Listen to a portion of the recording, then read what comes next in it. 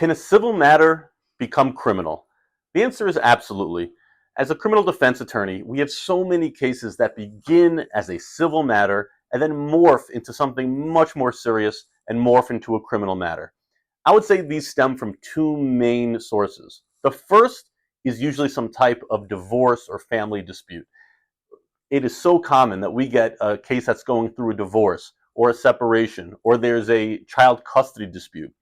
And unfortunately, one of the parties will then use the criminal courts as leverage to try to gain an advantage. I've represented numerous individuals who we believe were falsely accused, or at least exaggerated certain circumstances, just so that one party can get an advantage in the family courts.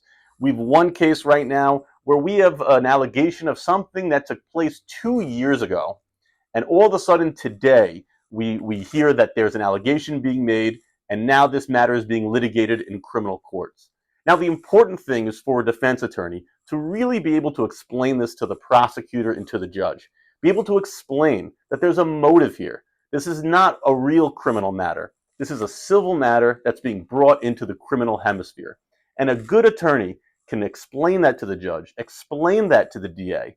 And if you have a good DA and you have a good judge, they'll see right through it. They'll be able to see that this is someone who's trying to take advantage of the system. So if you have that type of case, make sure that your attorney can explain the situation well, so this way you can get the best possible result. The other circumstance is what usually financial disputes. You can have maybe a business disagreement. Now, usually the police department won't make an arrest because they don't want to deal with civil disputes that are between business partners. But there are some times where these disputes can raise to the level of a larceny or a grand larceny.